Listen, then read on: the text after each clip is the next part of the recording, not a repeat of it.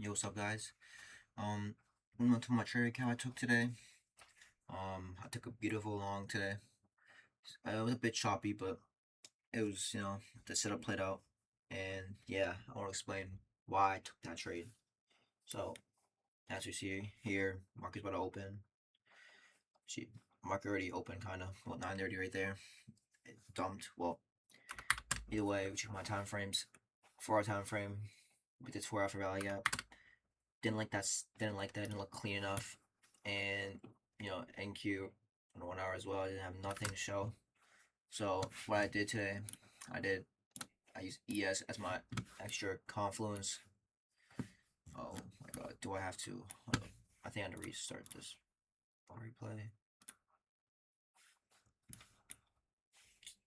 All right, I'm gonna remove this. We gotta do a separate. All right. So if you want ES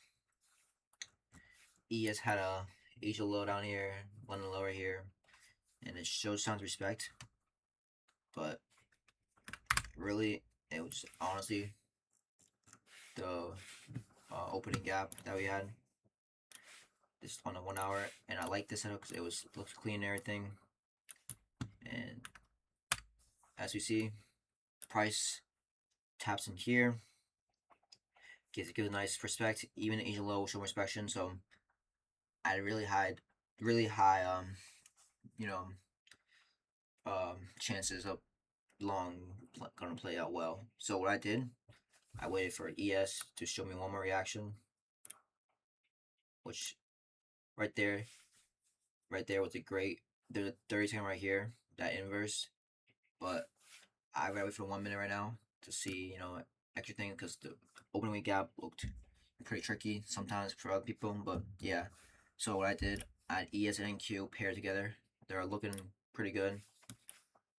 So what I did was I waited for NQ to show me more reaction after what ES did. So what I did, I wait for this 1 minute inversion right here, which I'll do 1 minute for value gap. So I want price to inverse this for value gap because as you see, ES had the discretion was like really quickly, but I want to have more confluences to make sure like everything was good because we had no SMT yet, and I want to see a better entry. So hopefully I don't get stopped out and then may run to my TP. So I waited patiently for the setup to get played out on NQ, which we get SMT, huge gap, huge inversion right here.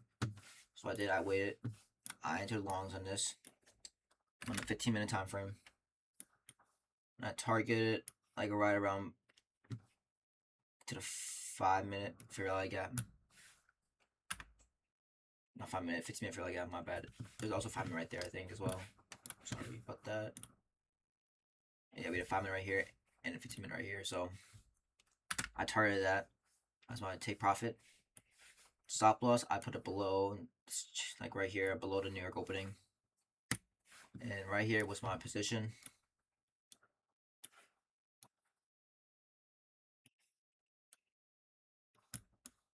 And the price was thing.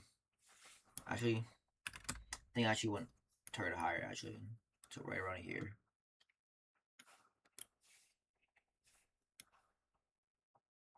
I think probably right around here. I think that's where it was. I forgot kind of, but I know it's right around there. Because I know it's above 100 points at least. No, it's definitely not that. Fuck, where did I target? Or whatever, it was good. It's whatever, it's good enough. I know target around 100 points, but this just work way out. So, NQ inverse that 1 minute fair gap. ES looks pretty good. Everything set up. SMT created both IFVGs. You could, if you want, take a trade on ES. If that's the case, you can take that as well because ES was in the lead himself.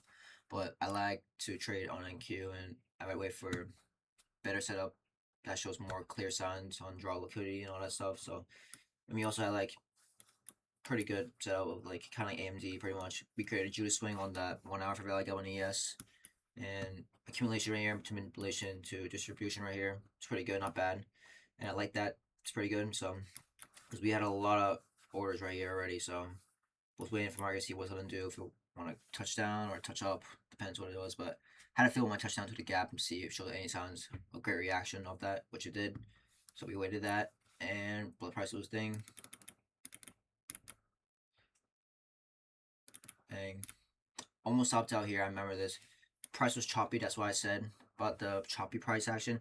See, if you target low, like right around here somewhere, cover a little bit back with no drawdown, but I see my chances sometimes and went for that. I put my break even. I put my break even right here, but I didn't get a break even just because I moved my break even down. Because like this setup was so like for me it was A plus, and I knew price was gonna go up. And as we wait, bang, price finally hits TP. It was a choppy price action, but it played out well. The reason why I was rejecting off this was this 15-minute for rally gap. I told you guys right around here somewhere. I think it was this one right here. Where'd it go? 15-minute for rally gap. There it is.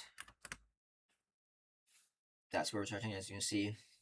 So, if we played TP at 15-minute for rally gap, that would have been a great trade for y'all, and you know, TP would have been smacked in seconds. But like I said, I knew this set would have played out, and which it did. It was choppy, but patience is key in trading. So, you know, I like to take my risk.